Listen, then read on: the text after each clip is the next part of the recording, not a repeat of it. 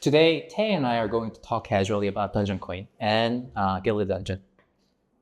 Okay. So I want to first, because you have a background in game development for over a decade now, almost even 2 decades. That's great. Can you first briefly describe your gaming background, please? Oh yeah, sure. I started at Nexon actually as a game master. So I was actually the person roaming around and banning hackers and catching them and doing back hacks and stuff like that. To like doing like technical CS and quality assurance and all the other and scripting, like the very base level quest systems and everything. I worked like around 4 years at Nexon and then went to study game design at the university, and then actually graduated and went to like different companies, including like Take-Two and other places. Just basically working in the industry in general at a development side as well as the publisher side, doing various like producing and making and managing and developing, and then the games industry in general. So as a game developer with such a deep experience in game design, development, publishing, what was your first reaction when play to earn happened? Like you probably like heard about it, saw what the game is about. How did that make sense to you? It didn't. I mean, the first problem that I was noticing was there was barely a game to it. Mostly of like basically a random box of gacha. And gacha in games in a context actually has a value of other things. It actually helps you, like gives you an item that boosts you, or it actually helps you in the progression and other things. But like example, like CryptoKitties, they were just images and rarer values that had no meaning anywhere else but the image itself. A fun fact, the reason why we have decided to develop CreditCoin into its own blockchain is because of CryptoKitties. So right before, we actually implemented the primitive version of CreditCoin as a smart contract, and CryptoKitty happened, and the gas price was skyrocketing. So you had to pay like $10, $20 to get $100 loan, which doesn't make sense, right? So that's when we realized that the L1 scalability isn't really there. I don't think it's there yet even. So we have to have our own proprietary blockchain to support our mission, and ended up developing our blockchain. Anyway, back to your point. It's very interesting still. So like I had the same impression. I never really developed a professional commercial game myself, but I was, as any other Korean, was avid game player, gamer, and not CryptoKitty even. The CryptoKitty is more like NFT thing. So Axie Infinity and other play to earn games didn't really make any sense to me, because it was very obvious the inflation is going to happen. Even when people were playing Diablo 2, Jordan Ring was Diablo 2, right? Yeah. So when Diablo 2 happened, people wanted to like start trading items, and Jordan Ring became like the currency of that ecosystem. But because everybody was trying to get Jordan Ring, and there was duplicated. Duplication bug happened too, and the inflation of Jordan Ring made Jordan Ring like very worthless very soon, and it became from being a currency to just another like worthless item in the game. So it was very obvious to pretty much any gamer that play to earn is not sustainable. But back then, at its height, P2E concept was very popular. Everybody was talking about it, but I was very skeptical it was going to be sustainable. And now in hindsight, it wasn't really. And that is why whenever I meet you, I love to discuss about what's the possible game design given crypto. And that's how we were exploring game designs that's now probable given crypto, and Gilded Dungeon that you're currently working with a team is probably like its first version. Yeah. Can you tell me a little bit about how you understand the concept of Dungeoncoin before we could get into Gilded Dungeon? Yeah, I mean, I think Dungeoncoin to me is basically the settlement and pay-in, pay-out layer for the game. And because it doesn't have any of the elements that are going to be minted, like it basically is a fixed supply, and it's a utility token for exchanging of the values that happens on the game side. Basically use it as the token currency for in-game exchange of items and rewards. In the Gilded Dungeon, we're using it as entry fee redistribution by the season end, which I think makes sense because that's just how we're saying we are funding the development of the game by giving this way, but also sharing back to the community who are playing the games, and every play matters because of it. That was the distribution part is what made me very interested in crypto games, because that's something new, because like pay-in methods are pretty much solved now, I think. Like Apple Pay, Google Pay, like Stripe, and all kinds of card payments are happening online already. And I didn't really believe that pay-in is for games especially, because App Store loves games. Is any problem that needs to be solved. But then when I realized payout is actually something that nobody could solve yet, I don't think it will be solvable using Visa or MasterCard, at least anytime soon, like probably not in a decade. And using crypto for distribution made me realize there's going to be a lot of new type of games that can be developed given that idea. So that is why I was very excited to get involved in Dungeoncoin and the related projects. Can you describe how Gilded Dungeon is using Dungeoncoin in this concept? Yeah, I mean, I think it's very simple in a way that basically it is the outer layer of how the game operates. Basically, the pay in, pay out mechanic of coming in, you need to be paying entry fee to play the game. We will have a free part of the game that is experienceable so that you can actually get to know how it's supposed to be played and learn the mechanics and the basics. But of course, the actual extent of the gameplay in the part that matters and of like minting NFTs and the gears and additional stuff will require you to be paying entry fee, which would be the Dungeoncoin case. And then the redistribution of it happens every season. Right now, we have a season that's happening weekly, and whoever is actually the best player, we're still figuring out the mechanics of how to determine that portion. It could be PvP or arena, or it could be a leaderboard by of itself, but just how much depth the person has gone to. But ultimately, we're saying the more you play, the better you get it, and the experience that accumulates with the skill is going to be what determines the payout result of, and that's where Dungeoncoin comes into play for.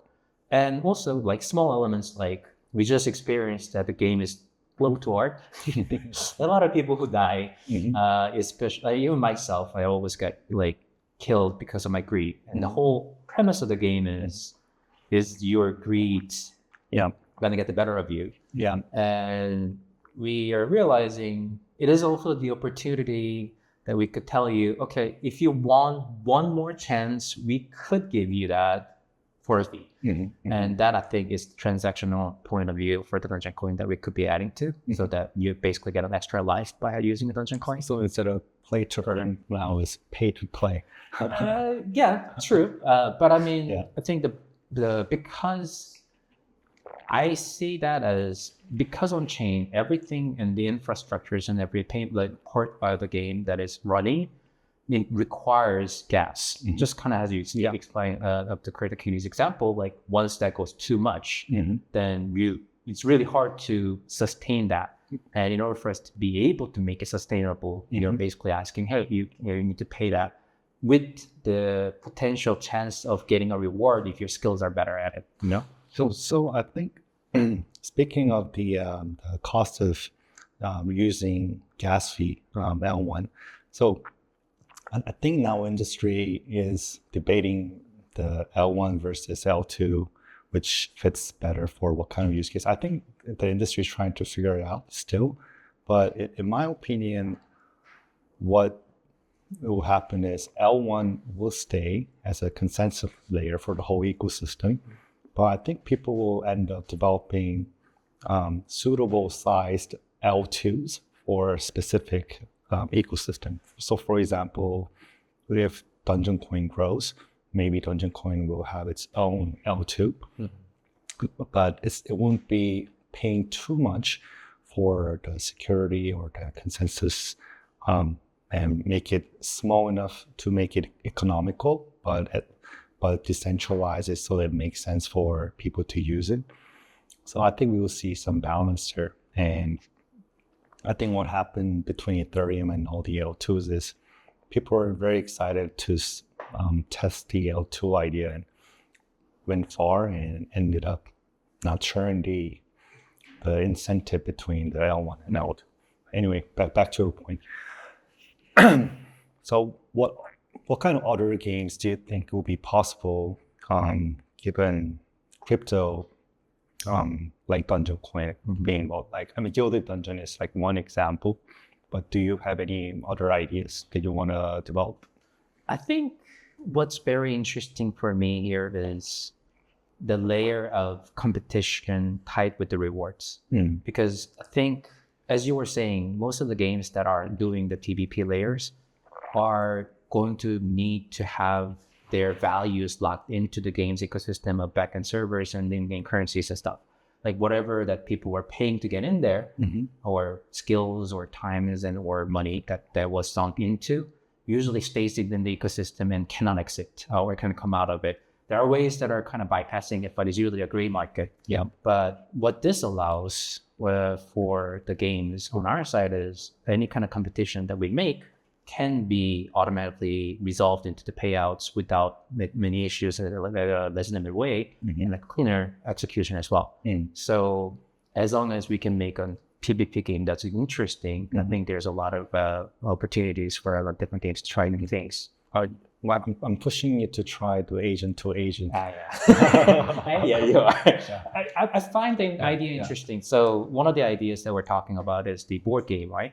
So the board game idea where AIs versus AIs play, and you can be like AlphaGo. Yeah. In a different styles. And when I took the idea, my advice to it was AI is already better than humans in general. Yeah. So AI. But it's kind of like playing Pokemon, right? Like, I'm not the Pokemon, but I can breed Pokemon or like trade Pokemon to like compete against each other. Right. In this case, agent can be the Pokemon for me. Right. Yeah. I still think that like what's interesting is how do we give characteristics to the AIs? Like how do we make people care that this AI beats that AI? Because it's not just AI, but AI A or B, and this is more like the general here and the king over there.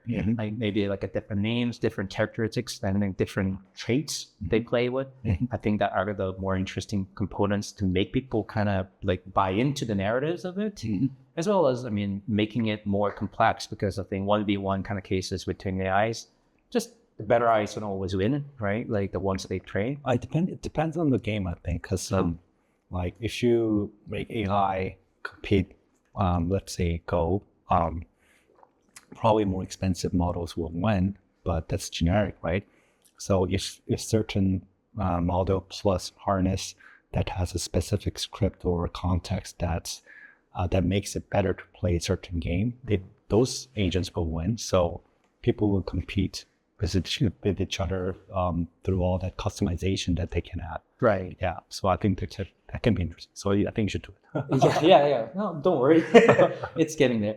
I mean, I still think what's actually cool about the idea of it was that we could make it so that it is player playable too. Like it doesn't have to be AI. We could even be competing against the AI if you wanted to. it's going to be hard to imagine if you could win if AI has become better at it.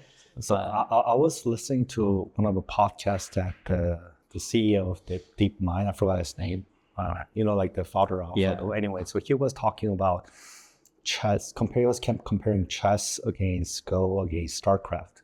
So what he was saying is chess is everybody knows the same information. Yes. And I think Go is more like chess and Go, everybody knows the same information. And chess is like limited possibility or something, and Go is like near infinite possibility or something like that.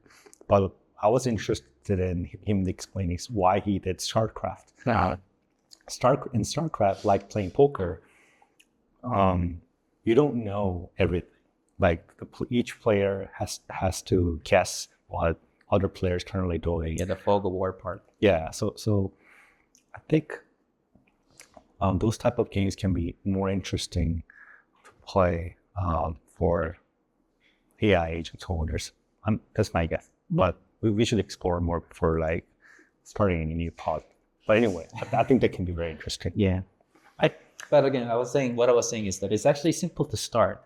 We can just need to make a board game itself, and that is playable by people, and let agents start playing it. And I think that's how we just get the natural evolution of what gameplay experience going to be. It could be 1v1 or 3x3 or 1v1v1v1. That's I think what I'm thinking actually mostly. But it could be one agent always in the match. Yeah. See how that goes. Yeah. I think that could be very cool. I think what can be also interesting is like bring your own agent. Right. So you pay for the token, you pay for the AI agent harness, whatever. So it should be more lighter for the game operator. Because if the game operator has to pay for all the tokens, then it's not sustainable, I think. Yeah. But anyway, I digressed. No, I mean, because we can talk about it. Like the infinite tournaments that we can be running. AI agent run tournaments are actually going to be very much, you can run 24/7 and then be like, you can like let your agents run into and see how many wins that you're going to accumulate. And then from there, let's say there's another season that ends and then the rewards gets distributed. I think that works really well. So, and I think there's a value to it, like playing sports. Carrying a ball from one end of the court to the other end of the court by itself, has not much value to it, but it's actually an expression of your fitness or coordination or team spirit or whatever. Yeah. So, expressing your AI agent related skills through a game, I think it can be valuable. Yeah, agreed. I think that's kind of a new territory that's untouched yet, or just maybe barely getting touched.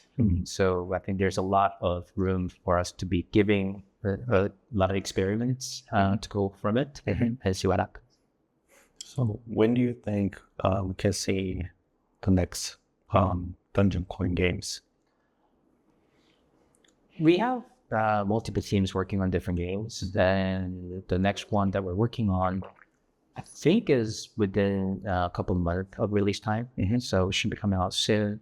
And I think Gilded Dungeon was relatively a heavy game. And that's a heavy game? In the sense that we made it in a season. Right? To be honest, I think the game itself that we launched is very simple, yes. But because it's seasons, we can be modifying the rules from the grounds up and make changes everywhere. And I think we could be adding new enemies, new layers, new levels, and then new UI, UX, new looks entirely. When you say heavy game, I imagine something like Red Redemption. Oh God, the AAA games. No, not that size. But what I meant was more in terms of the time that it took for us to make and moderate and then upgrade. Because I think we didn't want it to be a one-shot thing. We wanted to evolve into something that's going to matter and that's going to be more important. Because you're exploring too. You want to see what's possible and what people like. And then you get the feedback from the community and that will decide which direction you want to take this project. Yeah, so it's more the communal part of it that I wanted to make it so that it matters.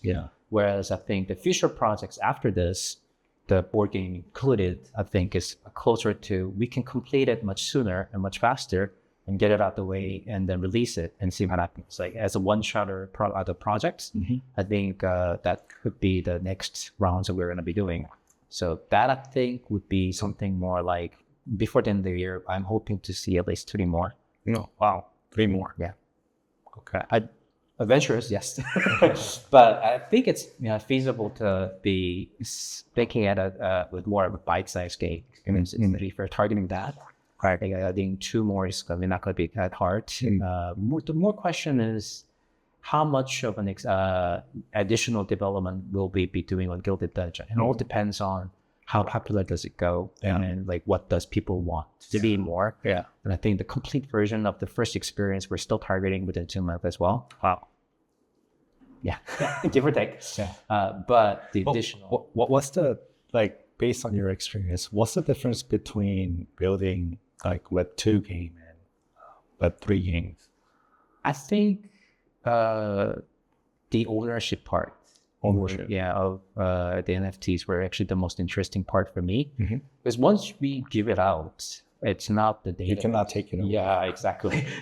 So the more value that NFT has, and then that stuff actually is meaningful to people, that matters. Yeah. And from the Web2 games, you do still control it, and you, like, if there is a major issue, you get to roll back. Right. And games that have minted NFTs, you can't. Right. You've now gone without that choice. Right. So the ownership of that portion, acknowledging that and honoring it, and making it so that what we're trying to do this time is to make it so that matters even more. So that it all converges into like what kind of game experience you get depends on what kind of the things that you've done with NFT. What kind of NFTs is Gilded Dungeon generating? The equipment. Yeah. Why are they in NFTs? Are they all the same?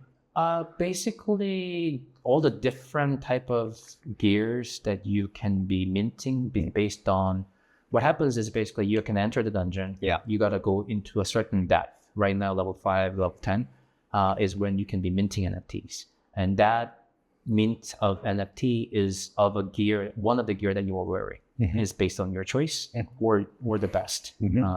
And those are what gets used into the competition part of the game experience, and something that carries over different to the new seasons. So is the history of that item be tracked through the NFT? Correct. And so even the upgrade path for right now, the current version, you need to have a same item stacked into for you to upgrade it to the next level. And if you weren't able to do in the season 1, then the next season you still get to equip that item, go hunt for that same weapon or gear, and upgrade it by just merging the additional ones. What made you decide to have a season? The season portion was simply because we didn't want us to be tied into one idea. Once it becomes like the stale ecosystem, then you are locked into, and every mutation of it is always going to be binded by the experience that you were building before. And NFTs are totally fine in that sense that we still will honor that portion of it. Yeah. But the rest of the game experience, we knew that we wanted to change it a lot. So potentially, let's say after season 1, you want to change some smart contract for better or different game experience. You have like different sets of smart contract for season 2. Correct. I mean, even today, we are actually changing it so that the initial part of the game experience is that was used to be level 5 where you can mint. We're changing that to level 3, and then level 1 to 3 becomes the full tutorial portion, rather than level 1 and tutorial, and then you have to go to level 5 without any additional guidance, which people just having a very hard time to do it. So those kind of changes are like drastic enough. And if that was something that yesterday people had to do it, tomorrow the people will need to do it differently. Yeah, that could have created like a problematic curve of an issue with the experience. But because we haven't done it in that way, I think it allows us to make those kind of drastic changes. Interesting. And I think seasonality matters. Like when we can be adding like very unique stuff that is only allowed for a certain part of the time, like summer specials and something like that, or even special partners that we're working with, that we can always make it so that it's seasonal, right? Right. And then make it so that it's actually only limited time in that sense.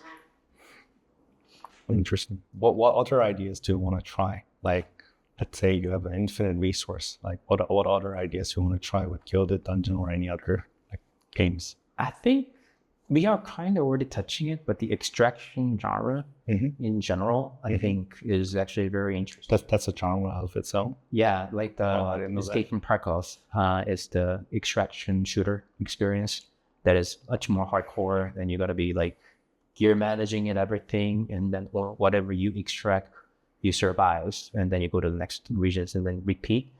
It's in that sense, Gilded Dungeon is very similar in the experience, but I think we can even go further down that line. I think this is more the idea that we're testing out as like the first version of.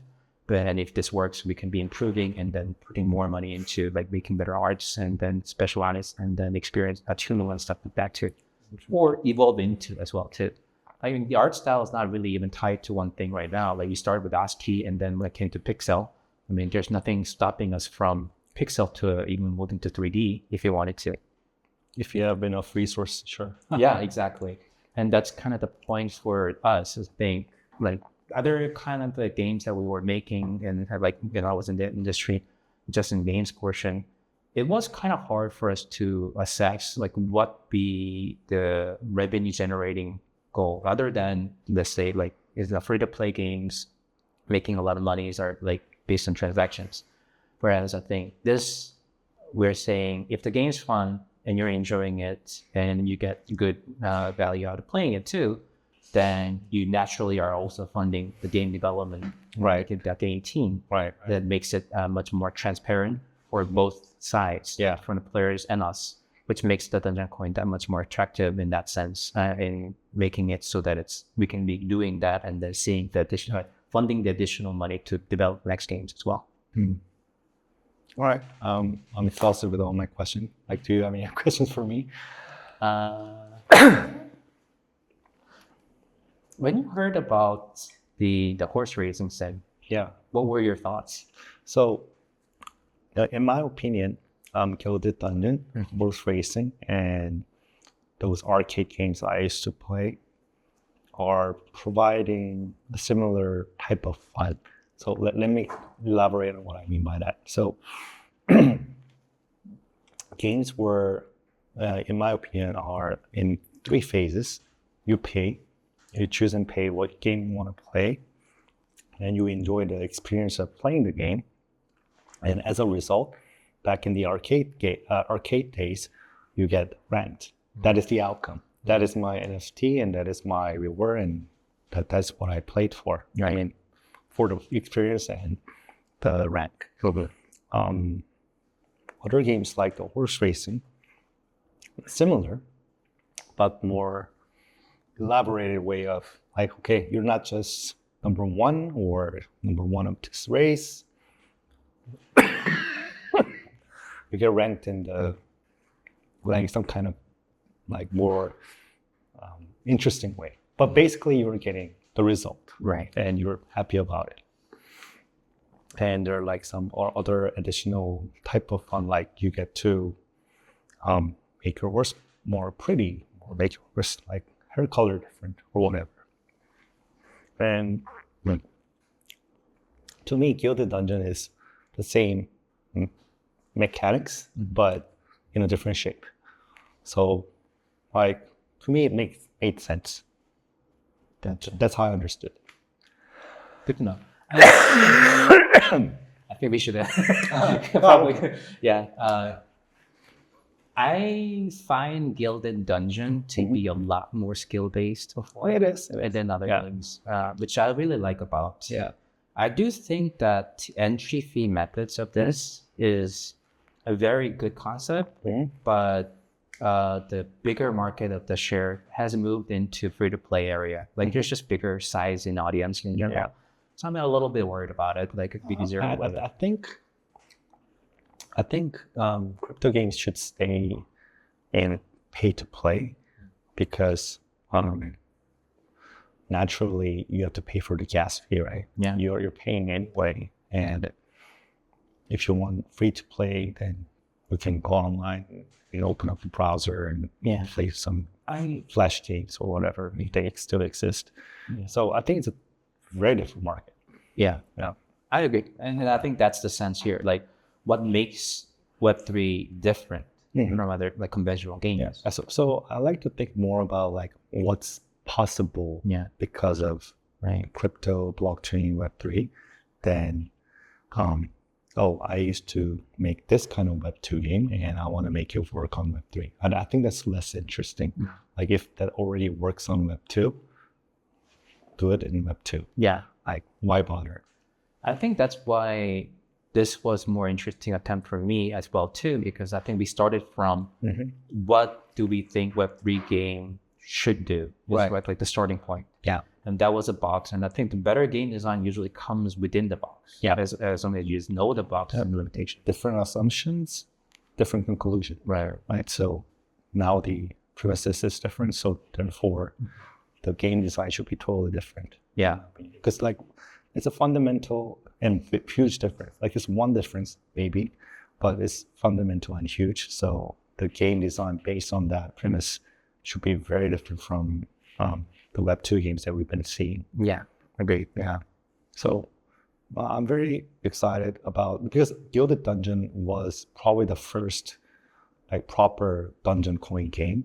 Like before, the team has been building a lot of different games before, but it wasn't Web3 per se. Right.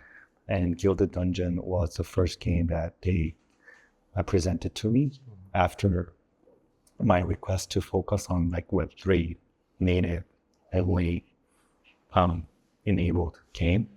And the result is, I think, amazing. Yeah, and I mean, I think because it was integrated with the chain even further than just the paying amount layers, like each room entry is being recorded as a transaction, and that hash is determining the room's result. Yeah. And those kind of things are, and the 15-second rules. Right. And how do we resolve that kind of the timeline difference? Yeah. Was a very interesting challenge that we were actually getting very cool like ways to make it so that it becomes part of the gameplay rather than just the random elements that we had to be limited by. Yeah. So I think that was like all meaningful experiences that I think fuels for the next development that's better as well. I hope a lot of gamers enjoy what you guys build, and hopefully that inspires more people to join the ecosystem and build other dungeon games. Right. Say that. And I think what's kind of cool about Gilded Dungeon is that whatever we build, we can be building the base default ability of all those things that we're able to do, be part of the games that can be on the CreditCoin chain and that be supported by all the systems that we have, like SDKs or something like that we can be releasing. Yes. And so which I think is a really big benefit as well. So in my head, do you know Mugen? Yeah. Of course. So if for people who don't know, Mugen is like a very primitive, like Street Fighter, like open source game. Yeah, combat simulator basically. Yeah, so some college students made like 20, 30 years ago, and it's still around. And they now have like thousands of playable characters that's built on top of Mugen. And in my head, the success of Dungeoncoin will be something like that. Yeah, that's really cool to think about. Yeah, so that's the direction that I want you guys to go to. Yeah. Right? Okay, cool. Good chat.